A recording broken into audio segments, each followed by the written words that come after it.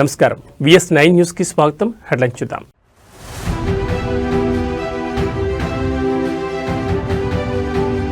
ఇలాంటి నగరం మరొకటి లేదు. విశాఖపై ప్రశంసలు కురిపించిన చంద్రబాబు.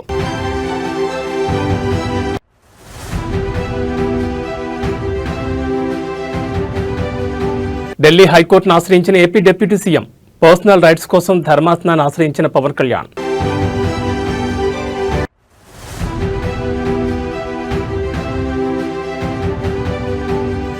అల్లూరు జిల్లాలో యాత్రికుల బస్సు బోల్తా, 9 మంది యాత్రికులు దుర్మరణం.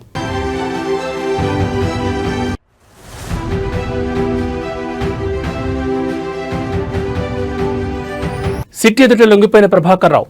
మాజీ IPS కస్టోడియల్ విచారణకు సుప్రీంకోర్టు అనుమతి. ఇక డీటెయిల్స్ చూస్తే రాష్ట్రంలో నైపుణ్యానికి ఏమాత్రం కొరత లేదని సీఎం చంద్రబాబు అన్నారు. విశాఖలో కాగ్నిజెంట్ కార్యాలయానికి ఆయన భూమి పూజ చేశారు. ఈ సందర్భంగా చంద్రబాబు మాట్లాడుతూ కాగ్నిజెంట్ ఏర్పాటుతో 25,000 మందికి ఉపాధి కల్పన దొరుకుతుందని తెలిపారు. నాలెడ్జ్ ఎకనామీ, టెక్నాలజీ హబ్గా విశాఖ మారబోతోందని తెలిపారు. గతంలో దేశం అంటే చిన్నచూపు ఉండేదని గుర్తు చేశారు. IT ఫస్ట్ అడ్వాంటేజ్ తీసుకున్నామని తెలిపారు. కాగ్నిజెంట్ విశాఖ అతిపెద్ద కేంద్రం కావాలని చంద్రబాబు ఆకాంక్షించారు. తాను ఏది చేసినా మెగా స్కేల్లో ఉంటుందని సీఎం చంద్రబాబు తెలిపారు.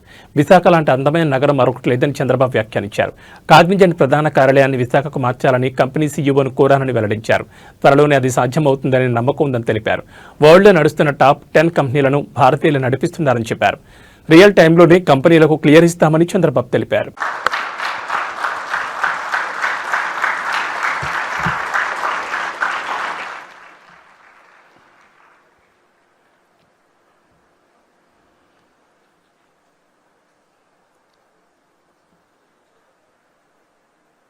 అందరికీ నమస్కారాలు. మొట్టమొదటిసారిగా కాగ్నిజెంట్లో పనిచేయడానికి ఒక చిన్న కాల్ ఇస్తే 4,500 మంది మేము సిద్ధంగా ఉన్నాం విశాఖపట్నానికి రావడానికి అని చెప్పి ఈరోజు ఇక్కడ ఆడియన్స్ అంతా కూడా ఫస్ట్ బ్యాచ్, భవిష్యత్తులో ఈ సెంటర్ని సెంటర్ ఆఫ్ ఎక్సలెన్స్ చేయబోయే ఫస్ట్ బ్యాచ్ ఎంప్లాయీస్కి అందరికీ స్వాగతం, సుస్వాగతం. సొంత రాష్ట్రానికి, సొంత మీ ఊరికి ఇక్కడికి వచ్చారు. మిమ్మల్ని చూస్తే ఎంత జుబ్లియంట్గా ఉన్నారంటే మీరందరూ చాలా ఛార్జ్ అయి ఉన్నారు. నాకు ఇప్పుడే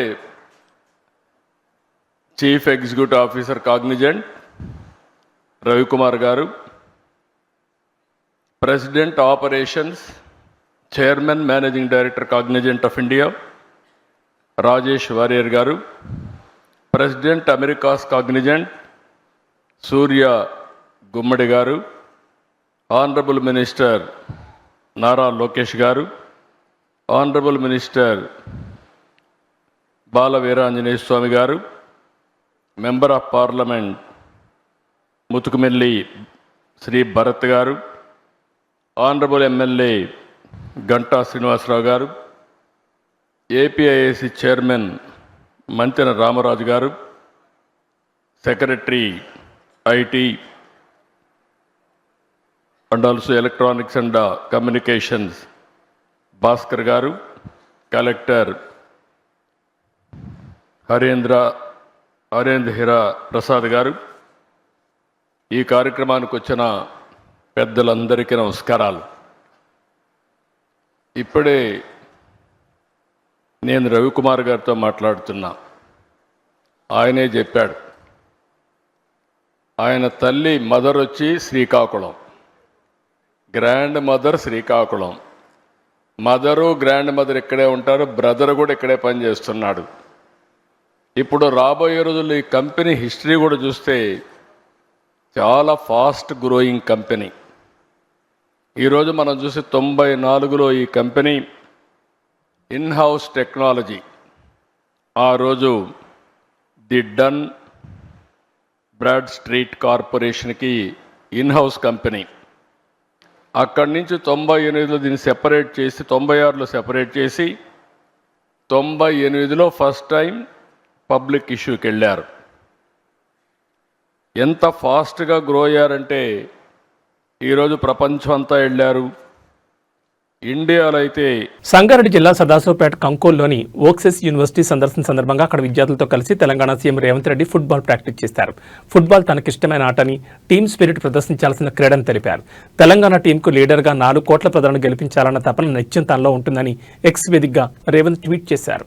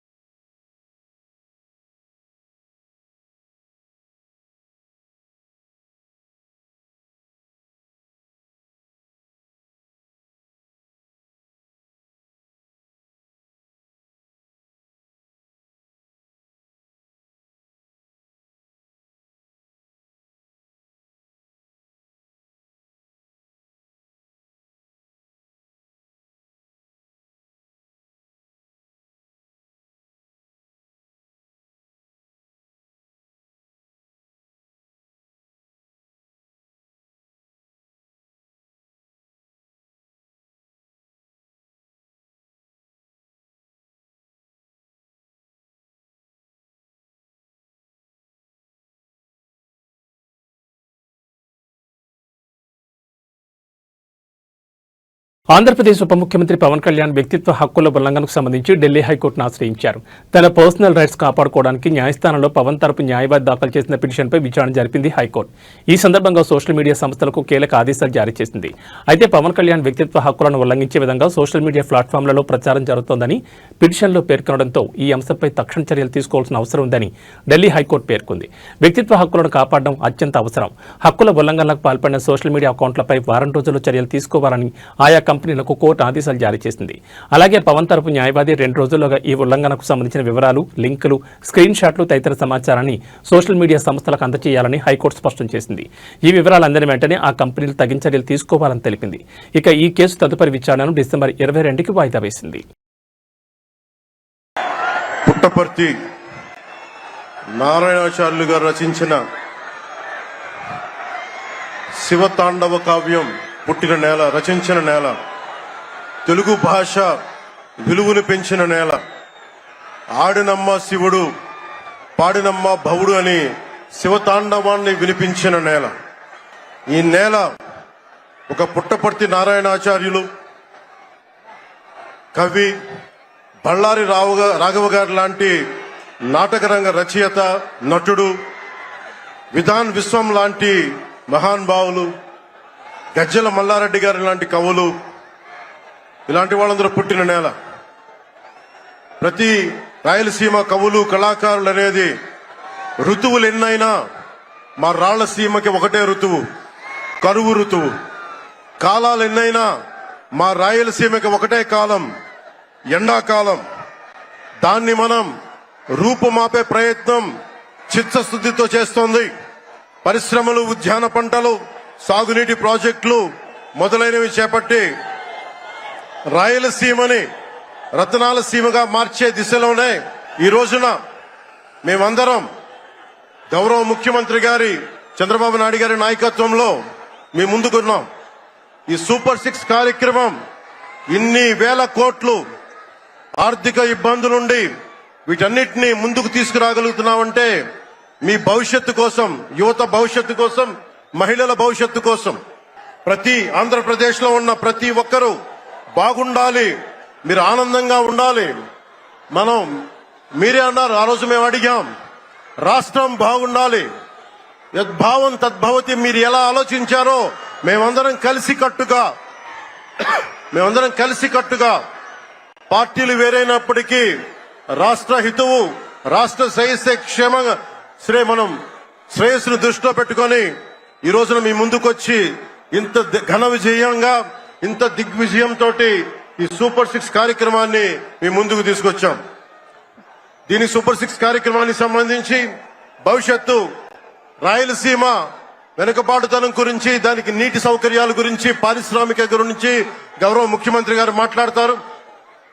నేను మీ చెప్పదలుచుకున్నది ఒకటి, ఆరోగ్య బీమా పథకం సాకారం కాబోతుంది. ఒక్కొక్క పథకం ద్వారా ఒక్కొక్క కుటుంబానికి 25 లక్షల ఆరోగ్య బీమా వర్తిస్తుంది. అలాగే పర్యాటక రంగం ఆంధ్రప్రదేశ్కు ఐటీ రంగంలో పెట్టుబడులను ఆకర్షించే దిశగా ప్రభుత్వం కీలక అడుగులు వేస్తోంది. ఇందులో భాగంగా విశాఖపట్నంలో ఒకే రోజు 4 ప్రముఖ ఐటీ సంస్థల ఏర్పాటుకు రాష్ట్ర ఐటీ ఎలక్ట్రానిక్స్ శాఖ మంత్రి నారా లోకేష్ శంకుస్థాపన చేశారు. ఈ కంపెనీల ద్వారా నగరంలోకి 282.60 కోట్ల పెట్టుబడులు రానుండగా సుమారు 4,300 మందికి ప్రత్యక్షంగా ఉద్యోగ అవకాశాలు లభించనున్నాయి. భీమిలి సమీపంలోని కాపులుప్పడలో ఇమాజినోవిట్ టెక్ సొల్యూషన్ సంస్థ 140 కోట్ల పెట్టుబడితో తన క్యాంపస్ను ఏర్పాటు చేయనుండగా దీని ద్వారా అత్యధికంగా 2,600 మందికి ఉద్యోగాలు రానున్నాయి. మధురవాడ ఐటీ హిల్ 2లో టెక్ తమ్మిన సంస్థ 62 కోట్లతో ఏర్పాటు చేస్తున్న యూనిట్ ద్వారా 500 మందికి, నాన్ రైల్ టెక్నాలజీ సంస్థ 50.60 కోట్ల పెట్టుబడితో 567 మందికి ఉపాధి కల్పించనున్నాయి. ఇదే ప్రాంతంలో ఏసియన్ ఇన్ఫోటెక్ సంస్థ 30 కోట్ల పెట్టుబడితో మరో 600 మందికి ఉద్యోగాలు కల్పించనుంది. ఈ సంస్థ 12 నెలల్లో తన కార్యకలాపాలను ప్రారంభించనుంది. ఈ శంకుస్థాపన కార్యక్రమాల్లో జిల్లా ఇన్ఛార్జ్ మంత్రి డోలా బాలవీరాంజనేయ స్వామి, పరిశ్రమల శాఖ మంత్రి Kondapalli Srinivas, MP Bharat, MLA Ganta Srinivasarao, APIIC chairman Mantena Ramaraju, IT కార్యదర్శి కాటంనేని భాస్కర్, ఆయా కంపెనీల సీఈఓలు, ప్రతినిధులు పాల్గొన్నారు.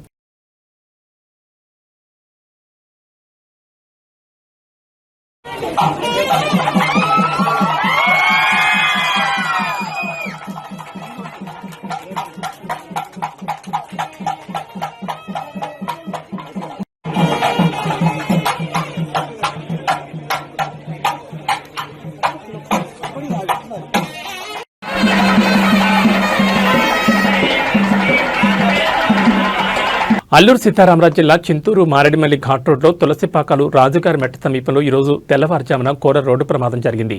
చిత్తూరు జిల్లాకు చెందిన యాత్రికులతో భద్రాచలం నుంచి అన్నవరం వెళ్తున్న ఓ ప్రైవేట్ ట్రావెల్స్ బస్సు అదుపు తప్పి లోయలో పడింది.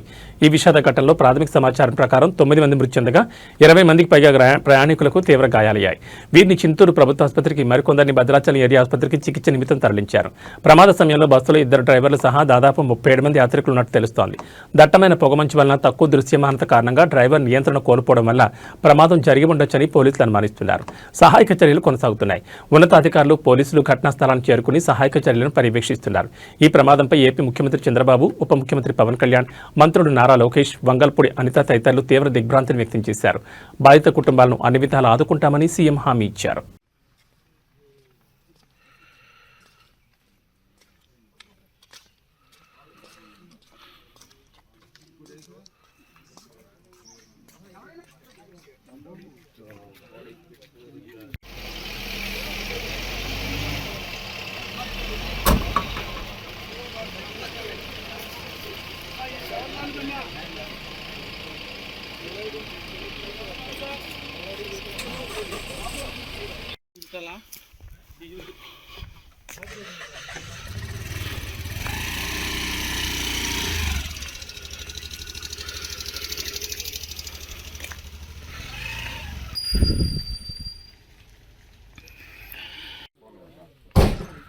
రింగ్ చేస్తే ఈ టర్న్ రింగ్ అవుతుంది.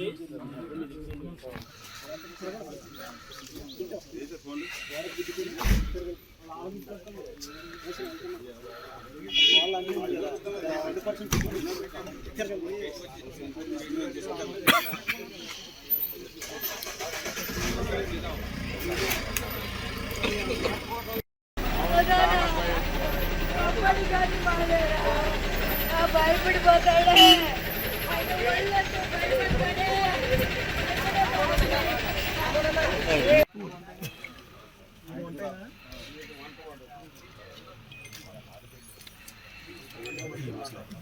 నేను మాట్లాడు సార్ ఒకసారి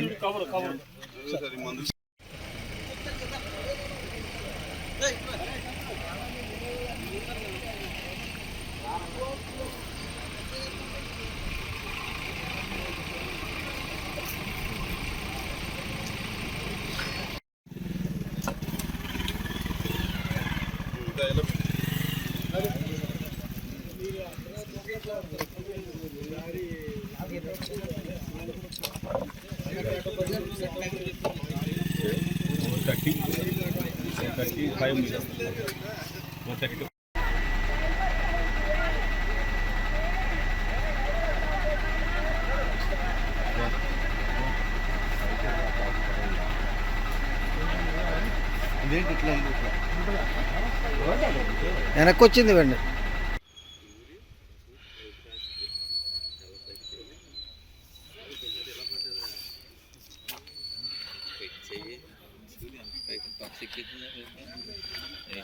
హైట్కి వెళ్ళి కింద పడ్డది చూడు చెప్పేసారు ఎలాగైనా తెలంగాణలో సంచలనం సృష్టించిన ఫోన్ ట్యాపింగ్ కేసులో తాజాగా కీలక పరిణామం చోటు చేసుకుంది. ఈ కేసులో నిందితుడిగా ఉన్న మాజీ ఐపీఎస్ అధికారి ప్రభాకర్ రావు సిట్ ఎదుట ఈ రోజు లొంగిపోయారు. ఉదయం జూబ్లీహిల్స్ పోలీస్ స్టేషన్కు వెళ్లిన ప్రభాకర్ రావు సిట్ అధికారుల ముందు హాజరయ్యారు. నిన్న సుప్రీంకోర్టులో ఫోన్ ట్యాపింగ్ కేసు విచారణకు వచ్చింది. ఈ సందర్భంగా సిట్ న్యాయవాది వాదనలు వినిపిస్తూ ప్రభాకర్ రావు విచారణకు సహకరించడం లేదని, మొబైల్, ల్యాప్టాప్ తదితర ఎలక్ట్రానిక్ పరికరాలను మెమరీ మొత్తం డిలీట్ చేసి అప్పగించారని పేర్కొన్నారు. ఆయన నుంచి సమాచారం రాబట్టేందుకు ప్రభాకర్ రావును కస్టోడియల్ విచారణకు అప్పగించాలని కోరారు. దీనికి సానుకూలంగా స్పందించిన అత్యున్నత న్యాయస్థానం వారం రోజుల కస్టోడియల్ విచారణకు అనుమతించింది. ఆ తర్వాత వచ్చే రిపోర్టుపై మళ్లీ విచారణ చేస్తామని పేర్కొంది. ఈ సందర్భంగా ప్రభాకర్ రావుకు భౌతికంగా ఎలాంటి హాని జరగకుండా చూడాలని, చట్ట ప్రకారం దర్యాప్తు చేయాలని అధికారులకు సూచించింది.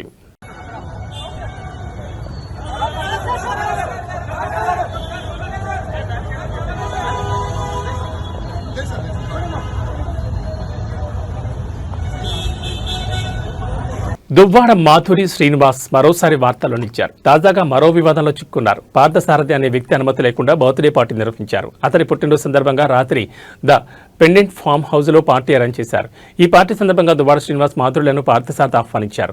మొయినాబాద్లోని ద పెండెంట్ ఫామ్ హౌస్లో బర్త్డే పార్టీ జరుగుతుండగా అర్ధరాత్రి రాజేంద్ర నగర్ ఎస్ఓటీ పోలీసులు దాడులు నిర్వహించారు. బర్త్డే పార్టీలో 10 మద్యం బాటిళ్లు, 5 హుక్కా పాయింట్స్ స్వాధీనం చేసుకున్నారు. రియాద్ అనే వ్యక్తి హుక్కా సప్లై చేశాడు. అనుమతి లేని లిక్కర్ బర్త్డే పార్టీలో పాల్గొన్న దువ్వాడ శ్రీనివాస్ భార్య మాధురిని పోలీసులు అదుపులోకి తీసుకున్నారు. ఎక్సైజ్ నుంచి ఎలాంటి అనుమతి లేకుండా లిక్కర్ పార్టీ నిర్వహించిన పార్థసారథిని సైతం ప్రశ్నిస్తున్నారు. దువ్వాడ శ్రీనివాస్ మాధురి పార్థసారథులను విచారించి నోటీసులు ఇచ్చి పంపించారు మొయినాబాద్ పోలీసులు.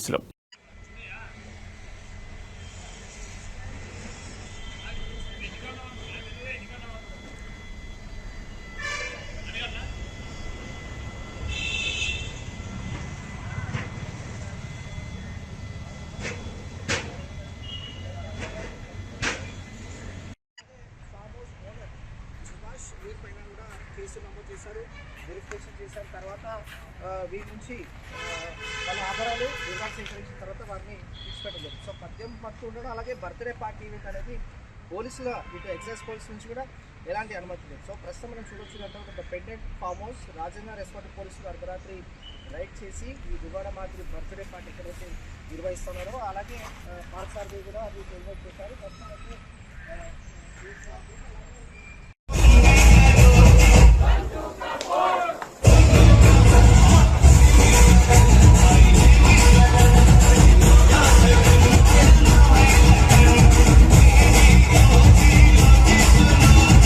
నాకు కూడా టైం వస్తుంది, నేను కూడా ఏదో ఒక రోజు సీఎం అవుతానని తెలంగాణ జాగృతి అధ్యక్షురాలు కవిత అన్నారు. తాజాగా ఏర్పాటు చేసిన మీడియా సమావేశంలో మాట్లాడారు. తాను సీఎం అయితే 2014 నుంచి జరిగిన అన్ని విషయాలపై విచారణ చేయిస్తానని తెలిపారు. తనపై ఆరోపణ చేసిన వారికి లీగల్ నోటీసులు పంపుతానని హెచ్చరించారు. బీఆర్ఎస్ నేతల అవినీతిపై ఇంకా చిట్టా విప్పలేదు, ఇది కేవలం టాస్ మాత్రమే అన్నారు. దీనికే ఉలిక్కిపడితే ఎలా, త్వరలోనే మీ అవినీతి అక్రమాలపై టెస్ట్ మ్యాచ్ ఉండబోతుందన్నారు. బీఆర్ఎస్ నేతల అవినీతిని తనపై రుద్దే ప్రయత్నం చేయొద్దని, తప్పుడు ఆరోపణలు చేస్తే ఒక్కొక్కరి తోలు తీస్తానన్నారు. హిల్ట్ పాలసీకి కిటికీలు తెరిచింది బీఆర్ఎస్ ప్రభుత్వమే అని, గతంలో బీఆర్ఎస్ బాటలు వేస్తే ప్రస్తుతం కాంగ్రెస్ రహదారులు వేస్తోందని కవిత ఆరోపించారు. కేటీఆర్ హయాంలో అనేక చెరువులు ప్రైవేట్ బిల్డర్లకు డెవలప్మెంట్ కోసం ఇచ్చారు. అందులో ఉస్మాన్ కుంట చెరువును ప్రణీత్ బిల్డర్స్కి ఇచ్చారు. ఇందులో మాధవరం కృష్ణారావు కొడుకు డైరెక్టర్గా ఉన్నారన్నారు. Sir let time decide. ఎప్పుడన్నా ఎవరైనా ఎంక్వైరీ చేస్తే డిసైడ్ అయితే చూద్దాం. ఏమీ కాకపోతే నాకెప్పుడో ఒకసారి టైం వస్తుంది కదా, దేవుడు దయ నేను ముఖ్యమంత్రి అయితే కదా ఒకనాడు. ఆనాడు మాత్రం 2014 నుండి 2014 తెలంగాణ వచ్చినప్పటి నుండి ఇప్పటి వరకు అన్ని అన్యాయాల మీద నేను మాత్రం ఆరాధిస్తాను. 10 ఏళ్లలో ఎన్నడూ ఎవరు గవర్నమెంట్లో నా భర్త పేరు వినలేదు. ఇవాళ మీరు ఆయన మీద అలిగేషన్ చేస్తున్నారు. ఆయన ఫోన్ ట్యాప్ చేస్తారు, సిగ్గుండాలి, ఇంటర్లో ఫోన్ ట్యాప్ చేస్తారు, ఇటువంటి వెధవ ప్రచారాలు చేస్తారు. ఇంకా కళ్ళు చల్లబడతలేవో మీకు? పార్టీలకి నిలబొట్టారు కదరా బయటికి, ఇంకేంది? మీరేమో మేము ఆడ ఢిల్లీలో కొట్లాడుతుంటే ఇక్కడ ఏసీ ఆఫీస్లా ఉండి పందికొక్కుల్లాగా కేసీఆర్ గారు నీడనే ఏరి ప్రజల సొమ్ము తిన్నది కాకుండా ఉల్టా నా మీద వెకిలి ప్రయత్నాలు వేస్తే మాత్రం ఒక్కొక్కరిది కాళ్ళు ఇరగొడతా చెప్తున్నాను. నాకు ఇట్లాంటి భాష మాట్లాడడం ఇష్టం ఉండదు. ఇవాళ మాట్లాడక తప్పని పరిస్థితి అవుతుంది. పోలవరం నల్లమల సాగర్ ఇరిగేషన్ ప్రాజెక్టుపై తెలంగాణ ప్రభుత్వం కీలక నిర్ణయం తీసుకుంది. ఏపీ ప్రభుత్వంపై సుప్రీంకోర్టులో అభ్యంతరాలు దాఖలు చేయాలని తెలంగాణ ప్రభుత్వం నిర్ణయించింది. ఈ కేసుకు సంబంధించి సుప్రీంకోర్టులో తెలంగాణ తరపున ప్రాతినిధ్యం వహించాలని సుప్రీంకోర్టు సీనియర్ న్యాయవాది అభిషేక్ మను సింఘ్వీని తెలంగాణ రాష్ట్ర ప్రభుత్వం అభ్యర్థించింది. రేపు పోలవరం బనకచర్ల సుప్రీంకోర్టు కేసుపై ఢిల్లీలోని తెలంగాణ భవన్లో మధ్యాహ్నం 12 గంటలకు సన్నాహక సమావేశం నిర్వహించనున్నారు. రేపు మధ్యాహ్నం 2:30 గంటలకు అభిషేక్ మను సింఘ్వీతో ఇరిగేషన్ మంత్రి ఉత్తమ్ కుమార్ రెడ్డి సమావేశం కానున్నారు. కాగా ఏపీ అక్రమంగా చేపడుతున్న పోలవరం నల్లమల సాగర్ లింక్ ప్రాజెక్టుకు చెక్ పెట్టే దిశగా రాష్ట్ర ప్రభుత్వం అడుగులు వేస్తోంది. పోలవరం బనకచర్ల లింకులో మార్పులు చేసి నల్లమల సాగర్ వరకు తరలించాలని నిర్ణయించింది ఏపీ ప్రభుత్వం. ఇటీవలే దాని డీటెయిల్డ్ ప్రాజెక్ట్ రిపోర్టుకు టెండర్లను పిలిచిన సంగతి తెలిసిందే. ఈ నేపథ్యంలోనే నల్లమల సాగర్ లింకును తెలంగాణ రాష్ట్ర ప్రభుత్వం ప్రయత్నాలు ముమ్మరం చేస్తోంది. Central water commission, national water development agency, Polavaram project authority, Krishna board, Godavari బోర్డుల అభ్యంతరాలు తెలిపిన ఏపీ మొండిగా ముందుకెళ్తుండాన్ని ప్రభుత్వం సీరియస్గా తీసుకుంది. ఈ నేపథ్యంలోనే అన్ని ఆధారాలతో సుప్రీంకోర్టును ఆశ్రయించింది తెలంగాణ ప్రభుత్వం.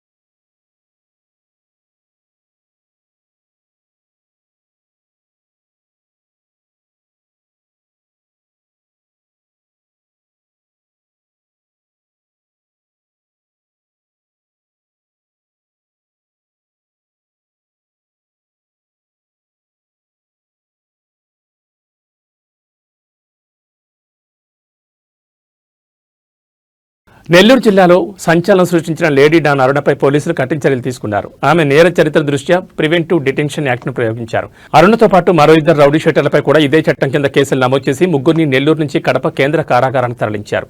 కోవూరు మండలం పెద్ద పడుగుపాడు గ్రామానికి చెందిన అరుణ గత ప్రభుత్వ హయాంలో అనేక నేరాలకు పాల్పడినట్లు పోలీసు రికార్డులు స్పష్టం చేస్తున్నాయి. ఆమెపై కోవూరు, నవాబ్పేట, వేదాయపాలెం పోలీస్ స్టేషన్లో పలు కేసులు నమోదయ్యాయి. ఉద్యోగాలు ఇప్పిస్తామంటూ విజయవాడలో మోసాలు పాల్పడిన కేసు కూడా ఆమెపైంది. రౌడీ షీటర్ శ్రీకాంత్ పెరోల్ వ్యవహారంలో పలు కథనాలు ప్రచురితం కావడంతో అరుణ నేర సామ్రాజ్యం వెలుగులోకి వచ్చిన సంగతి తెలిసిందే. దీంతో కోవూరు పోలీసులు ఆమెపై రౌడీ షీట్ కూడా తెరిచారు. అరుణ నేర కార్యకలాపాలను అరికట్టేందుకు ఆమెపై పీడీ యాక్ట్ నమోదు చేయాలని జిల్లా ఎస్పీ అజిత విజెండ్ల కలెక్టర్ హిమాంశు శుక్లాకు ప్రతిపాదనలు పంపారు. కలెక్టర్ నుంచి ఆమోదం లభించడంతో కోవూరు పోలీసులు అరుణపై పీడీ యాక్ట్ నమోదు చేశారు. ప్రస్తుతం నెల్లూరు జిల్లాలో ఉన్న ఆమెను కడప సెంట్రల్ జైలుకు తరలించారు. అరుణతో పాటు నెల్లూరు నగరానికి చెందిన మరో 2 రౌడీ షీటర్లు ఎస్ జయప్రకాష్, షేక్ షాహల్, హమీదులపైన పోలీసులు పీడీ యాక్ట్ ప్రయోగించారు. వారిని కూడా నెల్లూరు నుంచి కడప కేంద్ర కారాగారానికి తరలించారు.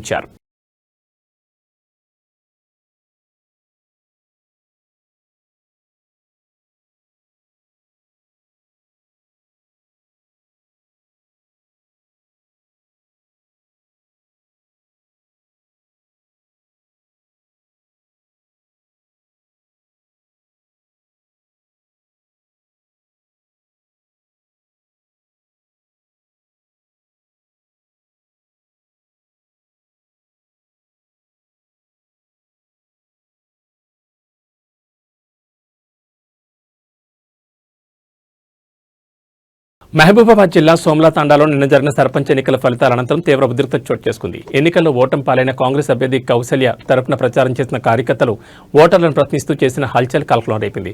కాంగ్రెస్ కార్యకర్తలు జెండాలు చేతిలో పట్టుకుని తాండాలోని ఇంటింటికి తిరిగారు. ఓటర్లను నిలదీస్తూ మీరు మా అభ్యర్థికి ఓటు వేశారో లేదో ప్రమాణం చేయండి, లేదంటే మా డబ్బులు మాకు తిరిగిచ్చేయండి అంటూ డిమాండ్ చేశారు.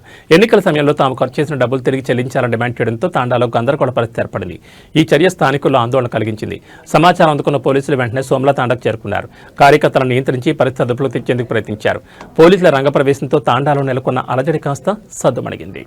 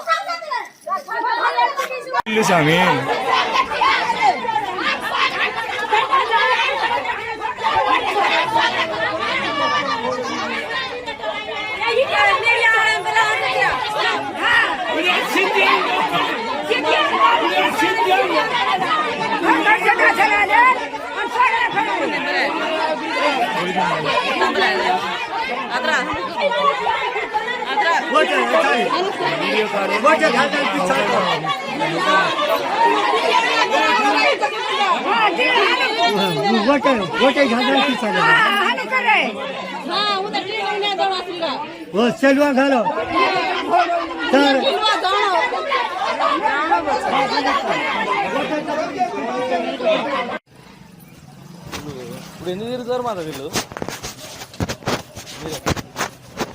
అడిగినా మరి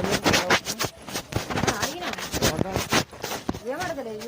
నువ్వు పెట్టినావంటే నీకు డబ్బులు కూడా ఇచ్చేస్తాను. నీ డబ్బులు నాకు జెండా పట్టుకున్నావు, నీకు ఖచ్చితంగా ఓటేసిన నేను అని అంటే నీకు డబ్బులు వద్దు, జెండ పట్టుకున్నావు కదా అని వదిలేసిపోతాను. లోపల వేయకపోతే డబ్బులు తీసుకుంటారా? తీసుకుంటాను. తీసుకొని ఏమవుతుంది?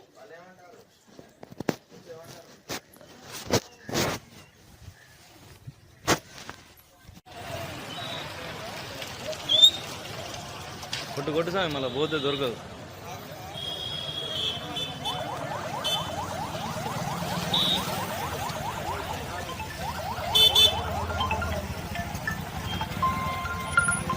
కాంగ్రెస్ పార్టీ సీనియర్ నేత, కేంద్ర మాజీ మంత్రి, లోక్సభ మాజీ స్పీకర్ శివరాజ్ పాటిల్ కన్నుమూశారు. కొంతకాలంగా అనారోగ్యంతో బాధపడుతున్న ఆయన మహారాష్ట్రలోని లాతూర్లో శుక్రవారం తుది శ్వాస విడిచారు.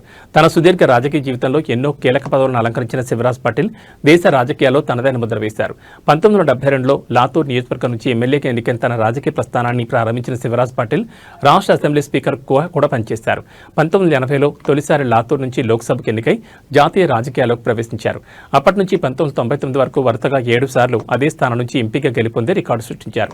ఇందిరాగాంధీ, రాజీవ్ గాంధీ ప్రభుత్వాల్లో రక్షణ, వాణిజ్యం, శాస్త్ర సాంకేతిక, పౌర విమానయానం వంటి పలు కీలక శాఖలకు మంత్రిగా సేవలందించారు. 1991 నుంచి 96 వరకు లోక్సభ స్పీకర్గా ఆయన బాధ్యతలు నిర్వర్తించారు.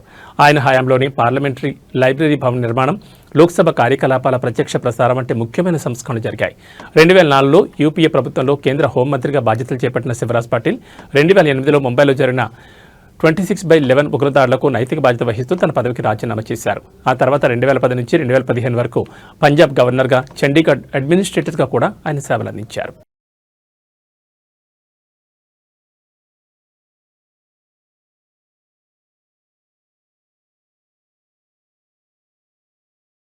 ఇవి ఈ బులెటిన్ విశేషాలు. మరో బులెటిన్లో మళ్ళీ కలుసుకుందాం.